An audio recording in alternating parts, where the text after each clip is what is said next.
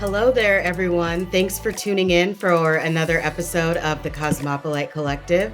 I'm your host, Diana Lordson, and I'm here with a very special guest, Naeemah Ford Goldson. Naima, thank you so much for joining us today. Thank you so much for having me, Diana. I am so excited. Woohoo, me too.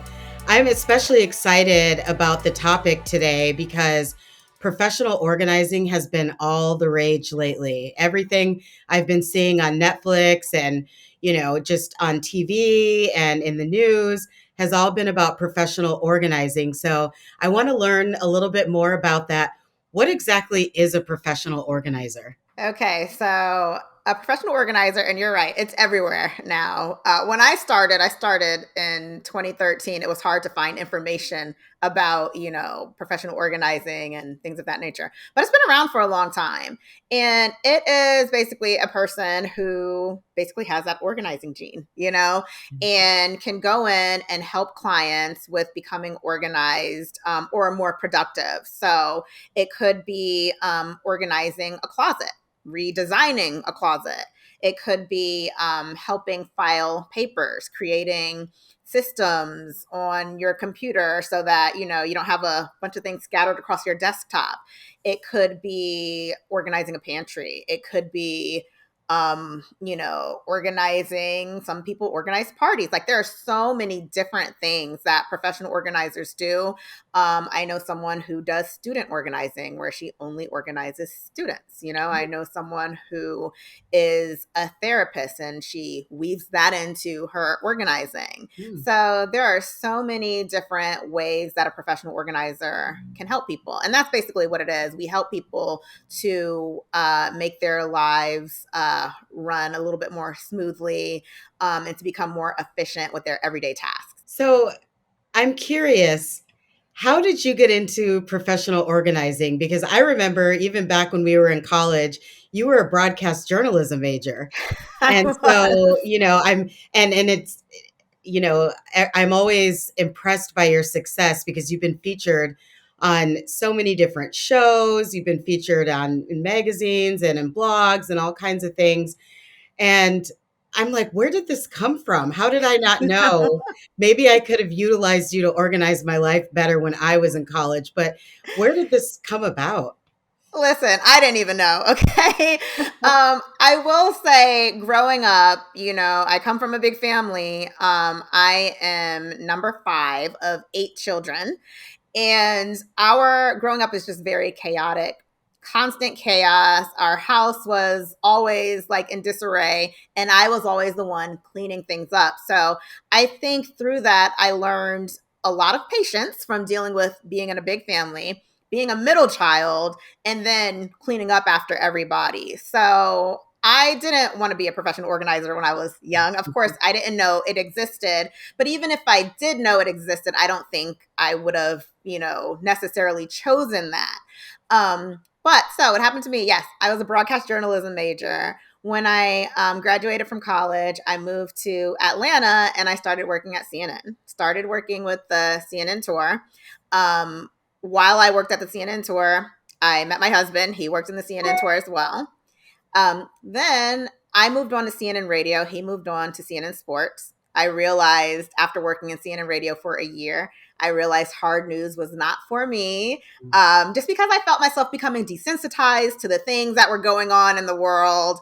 And I didn't want to be like that. I didn't want to, hear about bad news and be like, just another day, So I was like, all right, I need to pivot. So I did. I ended up working at Radio Disney and then part-time in promotions. And then I worked for Cox Communications or Cox Media.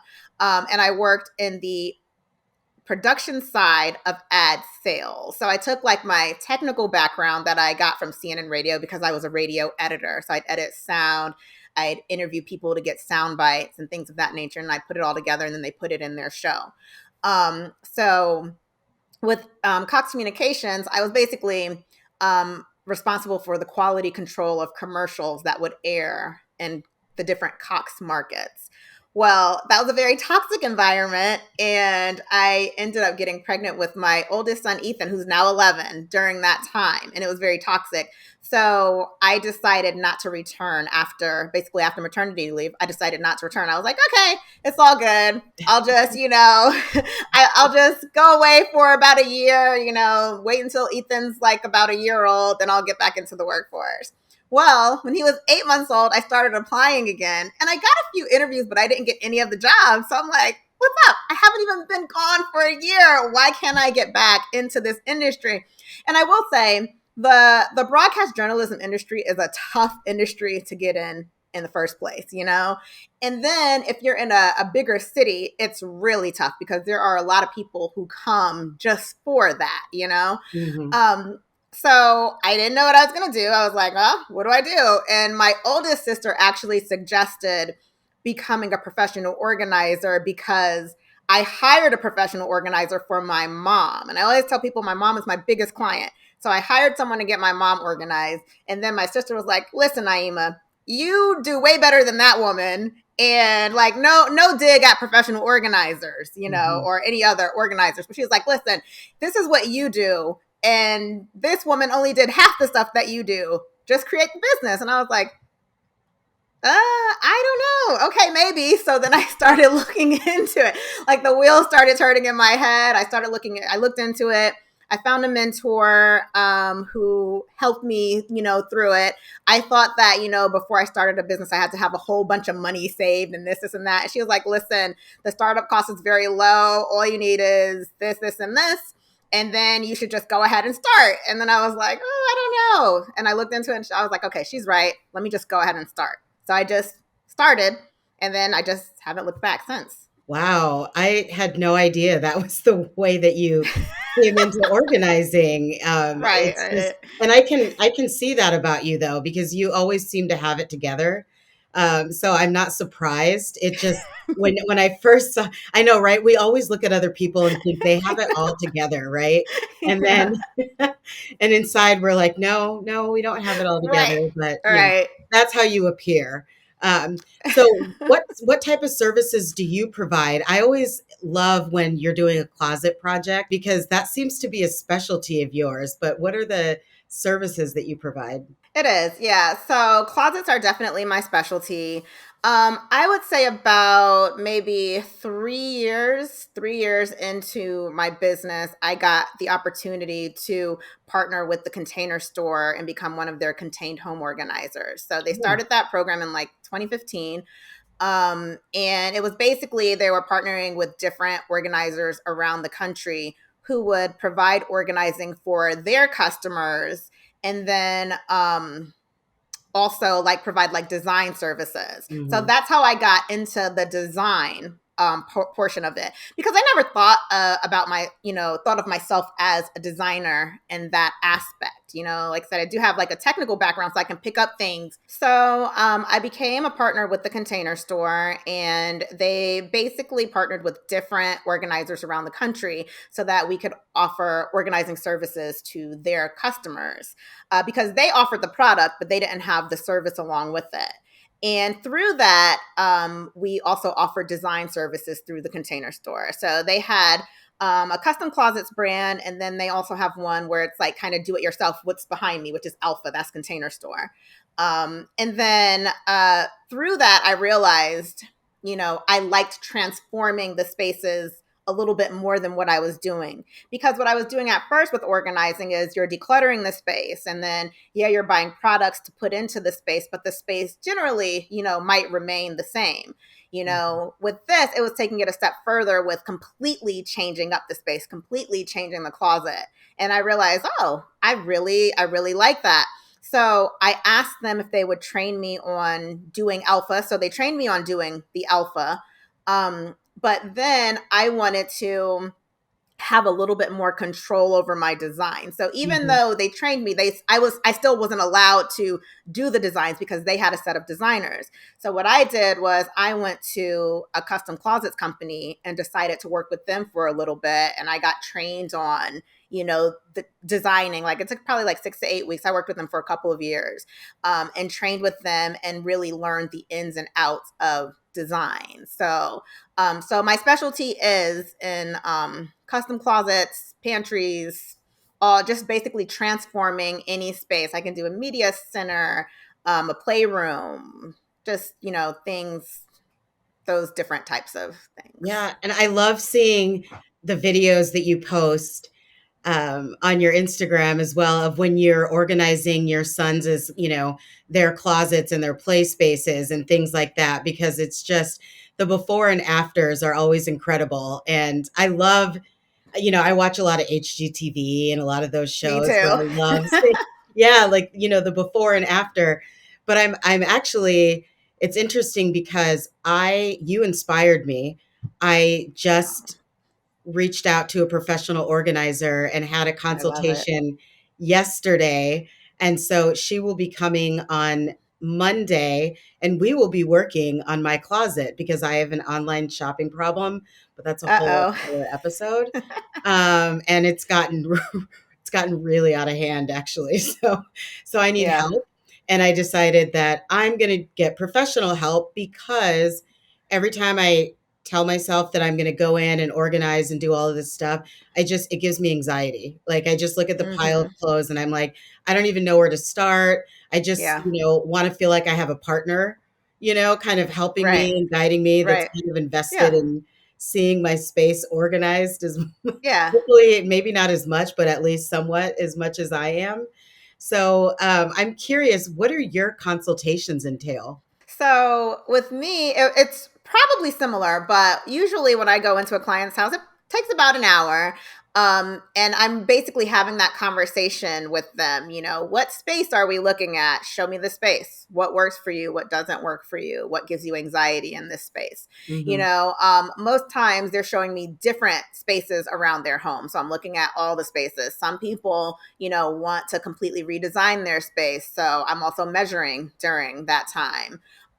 If it's something like a closet where they want to redesign the closet, I'm taking inventory to see what's in the closet so I know, how much long hanging space they might need, how much short hanging, how many shelves for shoes, things of that nature. If they're going to store accessories like belts, handbags, ties, if they want ballet rods, if they want, you know, if they want it to be glamorous and have a boutique kind of style. So I'm asking them those questions. I'm learning what their style is, what colors they like, so that if I'm just buying product or if I'm, completely changing the space, it's like a collaborative effort. So, I'm taking their style and just putting like, my spin on it and then, getting the job done. But typically, yeah, it's about an hour, just chatting and learning, about them and then figuring out how we'll move forward to get to their goal.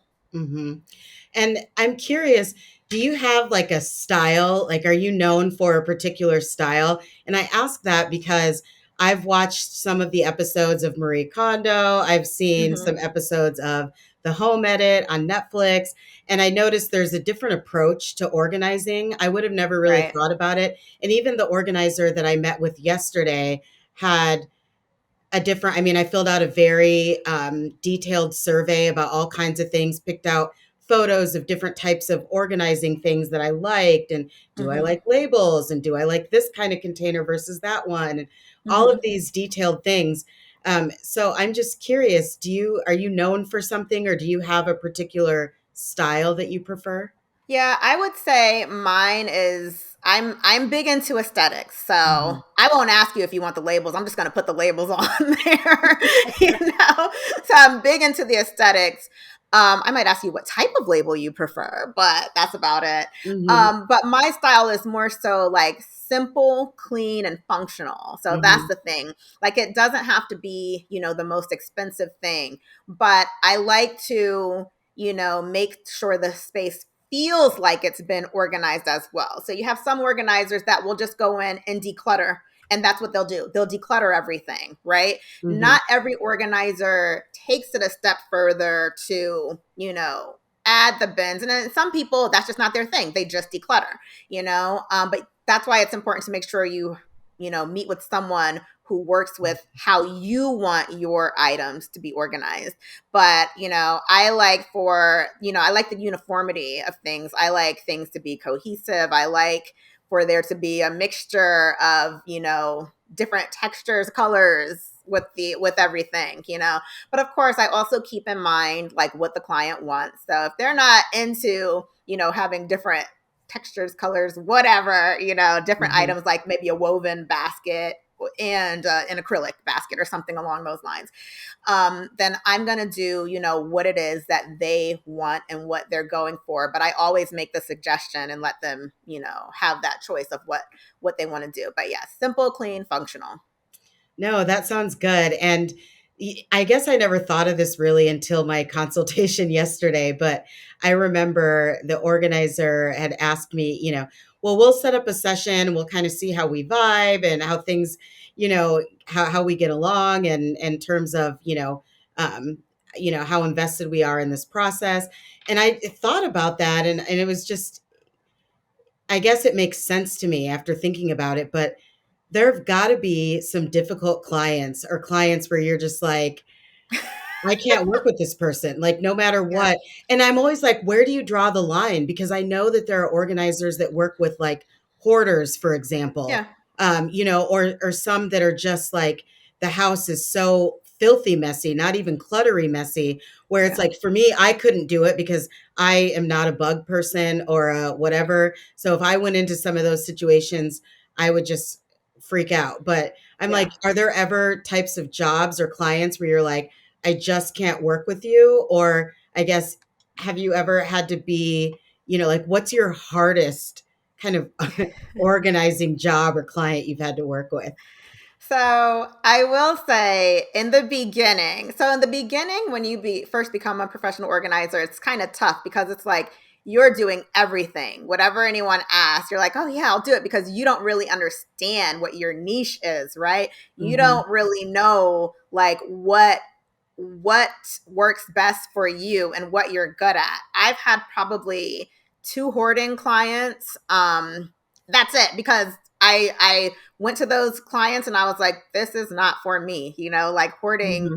that I cannot help someone with hoarding. Now, if your space is decluttered, I can help you declutter. But in a hoarding situation, like for example, I had a client who her family called me. And that's another thing. I will not work with someone if their family calls me. I need to speak to them. Like if the family calls me, that's great. If you're gifting them this, that's great. But I need to speak with the actual client and talk to them and get on the same page with them. But it was like the sister-in-law called and said, we have a whole group of people that are coming to help her house is in this shape, and we need an organizer to lead it for us. And I was like, okay, again, this is like within the first year of me Hmm. organizing.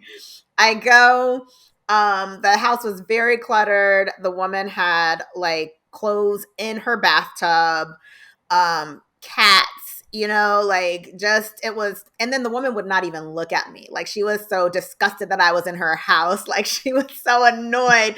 And I was like, after that, I was like, all right, this isn't good. Like this woman doesn't even want me here. She doesn't want me touching her things. What am I doing here? You know? So Hmm. so after that, you know, I basically spoke with the sister-in-law and I was like, listen, if she wants to move on with this, feel free to call me and then we can work. Otherwise, I think, you know, perhaps you need to find somebody else because things like that happen. But on Hmm. the flip side, I would say probably one of the worst things that I've ever had to deal with, and this is also within the first year of Oh organizing. my goodness. When you're still Um, trying to build and establish your yeah, business. yeah. I found myself in the middle of a domestic dispute and Ooh. it was so uncomfortable. It's the most uncomfortable thing ever. And it also had to do with, you know, so it was a young woman. She had a live in boyfriend, both of them attorneys, right? So, you know, I guess, you know, high level careers, high level of stress or what have Mhm. you. She had two boys. Her two boys were with her ex husband, and she and I were organizing her room. He knew I was there. He was there, you know, before he left as I was coming. Mhm. And um we did we worked, I don't know, maybe 4 hours together. We got her master bedroom together, her closet and his closet.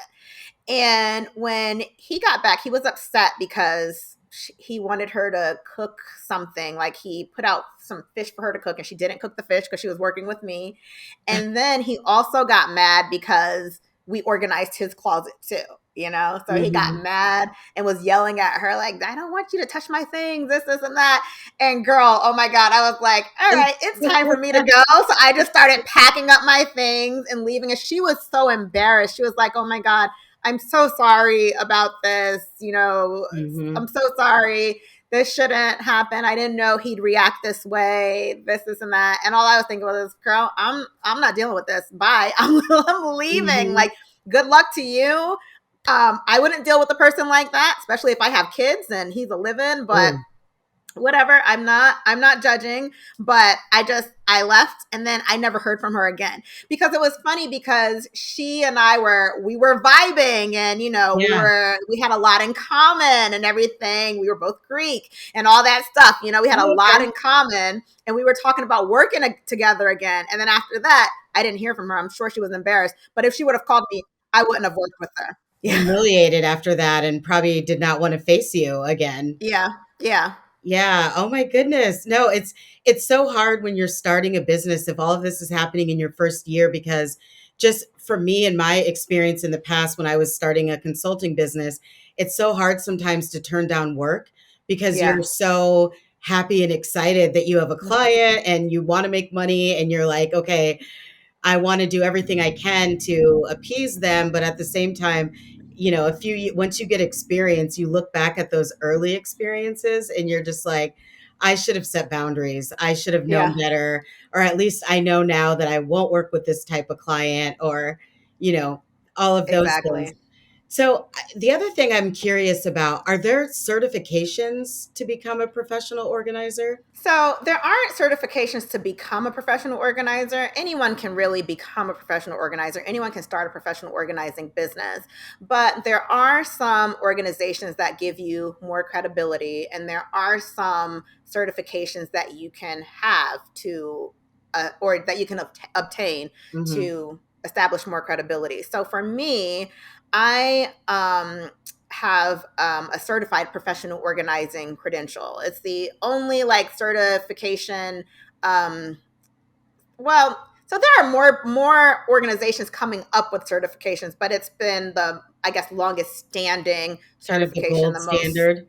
Right, like the most widely recognized Okay. certification. So I'm a certified professional organizer. That is through the Board of Certification for Professional Organizers. It's something that was a branch of NAPO, which is the National Association of Productivity and Organizing Professionals. Okay. So I've been a CPO for as I basically, when I was able to become one, I became one. So I became a CPO in 2016. Hmm. Now I think if organizers want to become a CPO, they have to have been in the business for 5 years, and you have to take a test, which is like one of the hardest tests I've taken in my life. I don't understand why. I'm like, why is this test so hard? So it was a difficult test, and then you have to have a certain amount of hours with clients, so a certain amount of hands-on hours with clients. So I Hmm. think the good thing about working with the CPO is that that they have experience. That they've taken the time to educate themselves on working with different types of clients, and they have the experience to back it up. Because to maintain your CPO, you have to have a certain amount of continuing education Hmm. credits to keep it going. That makes sense. So you brought up I think it was the National Association of Productivity Hmm. and Organizing Professionals. Was that right? Yeah, NAPO. NAPO. But you started the National Association of Black Professional Organizers. I know you Hmm. started it with a few other people as well. I did. Can you Yeah. tell me a little bit more about that and what motivated you to start that organization, what its mission is? Yeah. So when I was just looking into becoming a professional organizer, I was reaching out to different organizers in my area to, see if, hey, can I shadow you? Can I work with you for free so I can get experience? And I found that a lot of the women that I reached out to would just be like, oh no, I don't do that, or they would just say, oh, just join NAPO. But there Mhm. was one woman that I reached out to who happened to be a Black woman who happened to have freckles like me. So, she was a Black woman who looked like me and was like, one at that time, one of the most successful professional organizers in the Atlanta area. And I reached out to her and she was like, sure, let's sit down for coffee. So she met me for coffee. She invited me to go on a few jobs with her so that I can see. And she's the one who was like, just start your business now. It's low startup costs. All you Mhm. have to do is this, and this. So when she did that, I realized that, Black women are really good at supporting other Black women and uplifting other Black women, right? Yes. Yes. Because the other women, they were not Black and they did not care, like, to educate me on anything or To to, mentor you. right, mentor me or any of those things. So, throughout being in the industry, felt, I found myself in situations where it was like I was the only Black person, the only person of color, period, or there was like one other. So, for Mhm. example, when I did the Container Store partnership, they flew us to Coppell, Texas, because that's where they're headquartered at. And there were probably about maybe 30 professional organizers in the room. The only people of color, period, was me and one other Black woman. Like there were no Hispanic people, no Asian people, just us two, and then a bunch of white people. And I'm like, oh my goodness, like really? And then the two Black people were from Atlanta. So Oh. it's like, come on, like finding myself in those like predominantly white spaces was tough, wanting to see other organizers and also joining Facebook groups. So in Facebook groups, you're also the minority in these Facebook groups with other professional organizers. Well, I noticed when I would ask questions in the Facebook groups, either my question would get ignored or it would be met with like a snarky response. So I was like, all right, this isn't cool. And then I started lurking in the groups and noticed that it was happening to other Black women as well.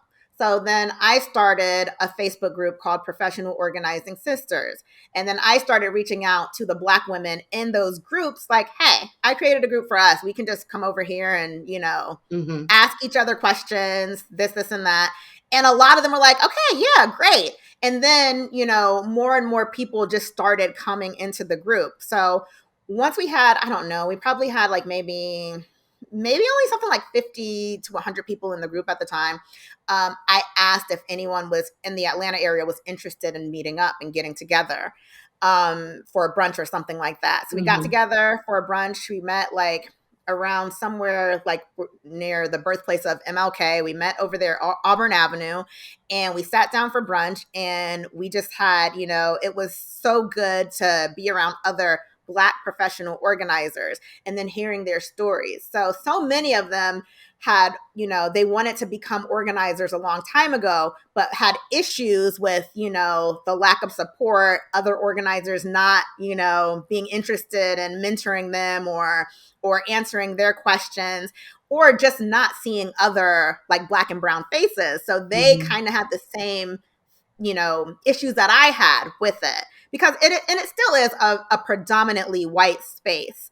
But we decided to get together. So after that meeting, we decided to get together again. We got together at my house and we talked about, collaboration. And Mhm. from that, then we decided that, creating NABPO would be a good thing for other, you know, BIPOC people around the country. And Mhm. so, and that's how NABPO was born. We gained a lot more recognition after, during 2020, when all the stuff happened with George Floyd and Black Lives Matter and all that stuff. And that was a time Mhm. when the white organizing organizations, the predominantly white organizations, started really uplifting us and really talking about NABPO and wanting to partner with NABPO. So it's been an uphill Mhm. battle, I will say, but we do have a lot of Wow. recognition in the industry now. So Mhm. No, that's awesome that you built your own community. I mean, or you yeah, organized your own community, which makes yeah, sense. It seems like you you all would run pretty efficiently being run all by professional organizers. So No. those would be some fun meetings to sit in on. I, so I want to switch gears a little bit here and talk about travel because right now it's summertime Mhm. and I am going on a trip out of the country next week. I'm going to London. I'm going to work a few days Uh, there. I'm going to mhm. sightsee a little bit there. I leave on Tuesday. I have not started packing yet. Okay. Uh-oh. So I'm just curious, but this is very typical for me. I'm one of those people who I don't always pack, a week in advance and have everything ready. I Yeah. generally put outlines together in my mind about kind of Okay. what I want to do and thinking about the weather and stuff like that. But I have not started packing yet. I did when I went to Thailand for my birthday.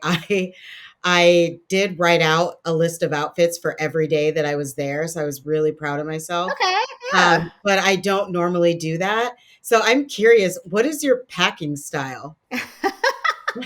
So I write a list. So Google Keep, I have all my lists in Google Oh, Keep. It is great to have. Like I do I'm writing everything that in Google. down. Yeah. Okay. So you can create a list with check boxes. And so whenever I'm going anywhere, I start that list. Like not once I know about the trip. Sometime once I know about the trip, I might put it there and just to remember, like whenever I look in there, I see it. So it reminds me to start adding things to the list. But Mhm. typically, maybe I'd say a couple weeks is when I start maybe prepping, so in case you have to Mhm. buy new things, or if you have to get new luggage, or if you have to get a new outfit, or you need to replenish your makeup, or whatever it is. And I put every single thing on the list, everything that I need to pack. So, if you're going internationally, you want to make sure you have your charging bank, The converters. Yeah, so yep. your phone doesn't die when you're Yeah. out and about, which happened to me once in Paris or whatever. But anyway, so that your phone doesn't die, even though I had it, I just didn't have it with me on the excursion that we Mhm. went on. But but yeah, just making a list and making sure that you have every single thing on the list.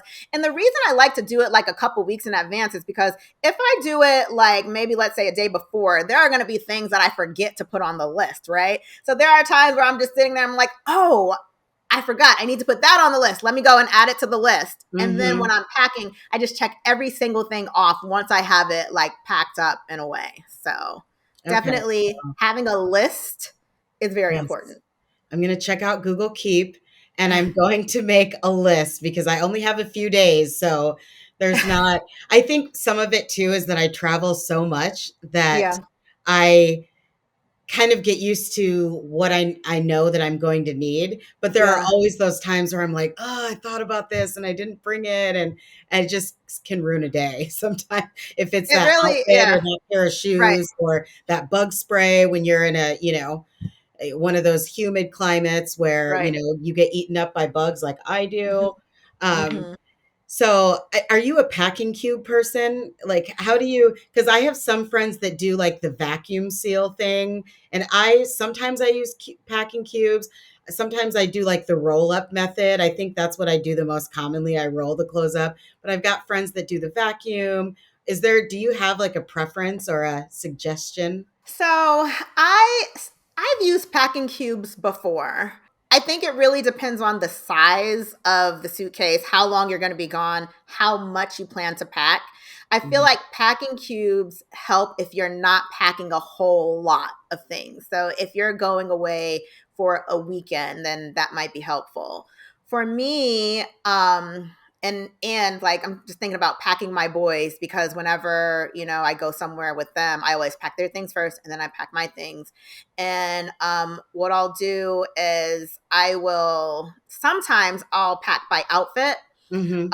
So I'll just kind of stack all their outfits together and just kind of stack them on each other. Sometimes I will pack by, just like all the pants here, all the shirts here, all the undergarments here. Mhm. And then I'll use the cubes just for things like toiletries or hair products, first aid, type stuff, things of that nature. But typically Mhm. when it comes to the clothes, I try not to overpack because I feel like that's a Mhm. big thing with people. It's I do that overpacking. all the time. I was gonna ask, Yeah. do you have clients Yeah. that do you have clients that you have helped organize for trips? Has that ever come up before? So yeah, so I had a client a few years ago who her job was to just go, she would go on trips all the time. Mhm. So um what we did was, but she traveled like pretty much like every week. Like we set up kind of like a station in her room so Mm. that, she would have like the things that she needs. So it might be like travel size, this, that, or whatever, and put it there. We'd have several of the little bags. I can't think of what is the name of um, those bags that you put toiletries in. I can't think of the name of the bag right now, but we'd have several of those bags to where Mhm. she could just take them and put her things in those bags. And that is easily accessible. And then I find like the biggest thing with clients is that the unpacking. That's usually the thing that's Mhm. works for them, like unpacking it when you come back and making sure that things get unpacked. So when we set up that whole system for her, it's easy for her to take the things out of the bag and then put them back where they belong. Otherwise, she has like a bunch of like different like suitcases all around. She had so many different suitcases and I just could not understand why.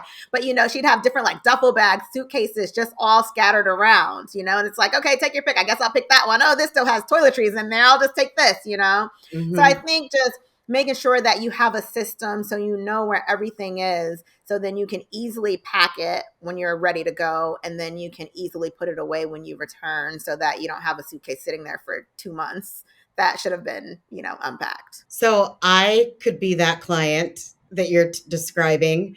I am guilty of so many things that you just said. I have so Uh-oh. many suitcases that because, and I'm not even going to lie, I had three different suitcases just sitting out in my living room floor. Like it was terrible because I left, Aw. went on a trip, came back, had to leave to go on another trip.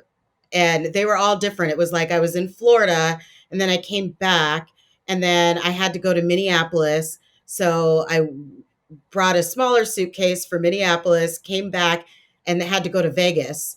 And so I keep saying had to go. I feel like it travel's a privilege. So most of the time, unless it's I have to go for work or something, I choose to go to these places. But I had to go to Vegas, or I chose to go there for my friend's birthday. And so I had a bigger suitcase. I packed a bigger suitcase than I think when I went on like a European trip or something for Vegas. I didn't wear Uh-huh. three-fourths of the clothes that I even brought. It was a 4-day trip, literally. Yeah. So it was pretty bad. And so I had these three suitcases sitting there, and I'm like, I had to put. It was getting embarrassing. So I was like, Uh-oh. okay, I've got to. Two of them I put away. One of them might still be there. Yeah. Um, and so I'm going to be packing for London. And I was going through for toiletries, and I'm like going through the different bags and realizing that I've got travel toiletries and all of these random things. So I'm like mixing and matching from different Yeah. bags. And one of my friends said that she buys two of everything, or she'll buy like a house size and a travel size, and Mm. then just keeps a bag ready for when she's traveling. Mhm. I have like 10 of everything. That's how bad I Uh-oh. am. I've got like 10 of everything. So I have no place to put them. Which is why I want to say I'm helping myself by hiring a professional Oh organizer. yeah, you So are. You I are. am. This is part of the reason why I'm doing that. But I'm guilty of all of those things, and I think that people that travel frequently, it's not an area where you typically think I could hire a professional organizer for this. Like I Yeah. don't really see a lot of those kind of examples on the shows that I watch. It's more, Right. other ones. I don't Yeah. find as many that relate to me. But I've learned that that's what really is cluttering my life is Mhm. travel. So, and I didn't pay attention. You and I went on a trip to Colombia for your Yeah. birthday. Yeah. I didn't even pay attention to how you packed for that trip. I was coming back from where was I? I was in Florida, I think, and left. No, no, no. I was in Nashville, and I Yeah, flew from yeah. Nashville to Columbia. Right. And so I had work clothes in there. I didn't even know what, I just threw stuff together. And it's kind of like, then you get there and the reality hits you like, okay, I have to make do with Yeah. what I With what you have. have, right? So Yeah. yeah, so I should have gotten some tips from you back then. And I don't know why I haven't utilized you more for this stuff. Do you ever get those friends that just want to, use your skills for free? Yeah, but I don't mind. Like if you're my friend and you've been rocking with me for years, my mom takes full advantage, okay? Yes, So I'm sure. I want to talk about Colombia really quickly. That was the trip that we went on for your birthday. It right. was my first time in South America, actually. As much as I've Mine traveled, I've too. never been there. Um, and you chose that location. Why did you choose Colombia?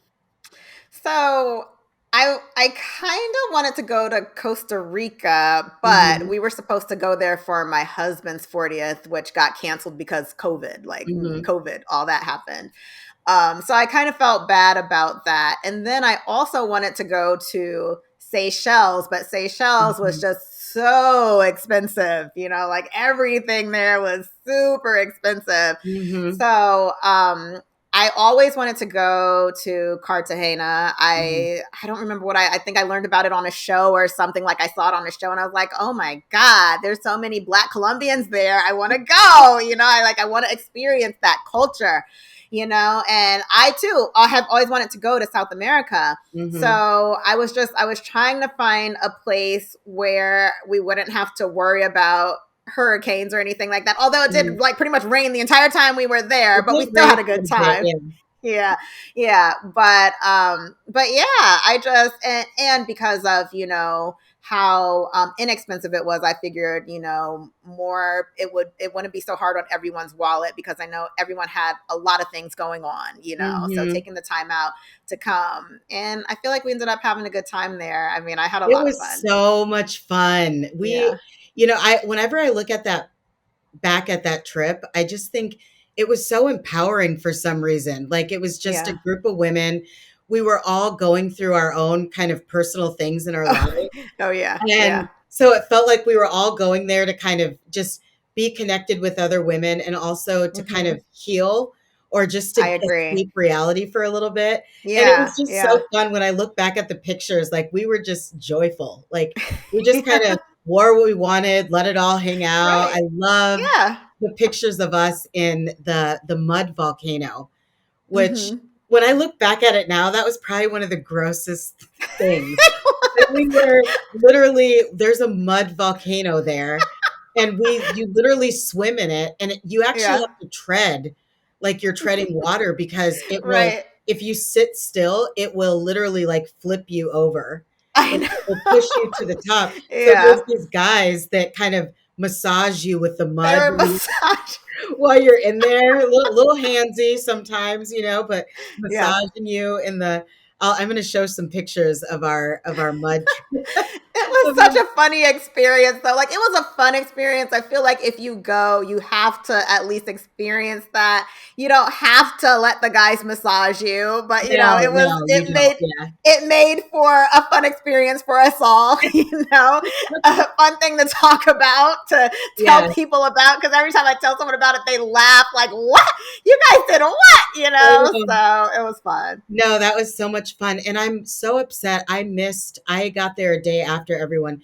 I missed. Was it Palenque? Yes, yes. You'll have to when you go back, you'll have to go because Palenque was so oh my God. It was just it felt like I've never been to Africa. It's on my list. Hmm. There are several countries in Africa that I want to go to. Mine too. Um, but it's one of the places where they, like still have all of their their customs, their culture Hmm. from being brought over to Colombia. They kept all their culture. They have their Hmm. language. And it was just it felt like home, like Yeah. it just I don't know how to explain it, but it just was like, wow, this is I guess what it could have been like if we weren't robbed from our culture, right? This Yeah. is what it could have been. So it was great. They danced for us. We ate with them. Like it was lovely. It was just nice to be in that little, like, it was like a smaller village. Hmm. And it was And just, the story about how the women would braid maps into the hair of folks back when they were slaves to kind of show yeah, them the routes to escape to freedom. Isn't that what yeah, they did? I mean, it's just ingenious, yeah, and just yeah. thinking of how resourceful they were. It's those stories. So I definitely want to go back. I'm so sorry to have missed that, and the fish. Although I The did get to fish, eat oh my God. some The amazing food. fish. Where was that restaurant that we went to? Oh my God. I can't think of the name. I'll find the name because I'm friends with the owner on Facebook now. Okay, okay. The Yes, and food was so oh, good. Like that fish. Colombia, oh my I God. ordered 2 of them. I knew right It when we was started so eating, I was like, good. "I don't care. I'm on vacation. I'm gonna need another Yeah, fish." It was yeah. bomb. It was so That's the good. thing. It's like if you go to I don't know if it's throughout Colombia, but if you go to Cartagena, get the fish, like the fried fish. So Mm. good. It is, yeah, it's amazing. Highly recommend. I keep thinking, why do we have to wait until a big milestone 40th birthday to have those Yeah, kind of trips? right. I feel like we need to plan another group trip out of the country, something, kind of small and intimate like the group that we went with for Yeah. your birthday. It gets hard when it's a lot of people. I had like Oh yeah. 20 people on my for my birthday, I think, at some point, and there were some that went for part of the trip and the whole trip or the second half. Mhm. And it's really hard to coordinate, but it was just your trip felt so easy, and just maybe it was because you're a professional organizer. So I did create an itinerary of everything that we were gonna do while we were there. I tried to plan out the restaurants. That didn't always work though. Like there was one that it just, I don't remember what happened, but it didn't work. But we found a But then different you have one, to right? pivot. Yeah, we found a different Yes. one. We just had to pivot. And yeah, so everything wasn't perfect, but I tried to make it as easy on everyone as possible. Of Hmm. course, things don't always go according to plan, but you can do what you can, what's like within your power to do to try to just make it go a little bit more smoothly. And I felt it was easy for me because I always feel like I'm the person that people lean on a lot when I go on trips. They're always looking at me like, well, what do we do now? Well, where do we go now? And I'm like, how did I become the default trip planner? Like, we're all on this trip together. Where did that, Yeah, they just kind of, I think, look to me because I travel a lot. And sometimes I'm like, probably. I want to just relax and vacation too. Or if something goes wrong, they're looking at me like, why did you pick this restaurant? Or, oh, this hotel. And I'm like, I'm sorry. I don't remember anyone else giving their input into where we Right. should be staying. And I sent multiple emails and gave multiple Airbnb options, but Yeah. somehow it falls on me. I've kind of gotten that role. So I felt like your trip was just kind of easy. So maybe I just need you to be my travel partner from here on out in the future. Well, let me know. I mean, of course, I have the kids, so Yeah. but as long as I know far enough in advance, I Hmm. can prepare Eric so that he won't be like, "No, don't leave me here by myself with the kids." So Yes. Well, sometimes we need a girls trip. yeah, But exactly. he's welcome to come on one of our more on one of our less what should I say? Not saying that we party more if Eric's not there, but he can come on one of our little slower beach travel trips. We'll Yeah, allow yeah, that, something we'll like see. that. Well, thank you so much for joining me today. I do have a final question. What are your biggest tips, or when it comes to organizing, what are the principles you kind of live by that you feel like the audience would really benefit from hearing? I definitely think one of the biggest things I would say is start small. So if you're having an issue with, becoming organized, staying organized, finding the motivation to start, with your journey, just start small. So start in a drawer, you know? Mhm. If it's your closet, maybe pick certain thing, like start with the shoes. Unless you have 100 pairs of shoes, and don't start there. But if you have a few pairs, then start there. You know, start with maybe the accessories. Start Mhm. like organizing your jewelry. Just start small. And then I think once you know, accomplish that task, you can start with the junk drawer, you know, maybe start with a small closet, like a small entry closet or a Mhm. linen closet, something small.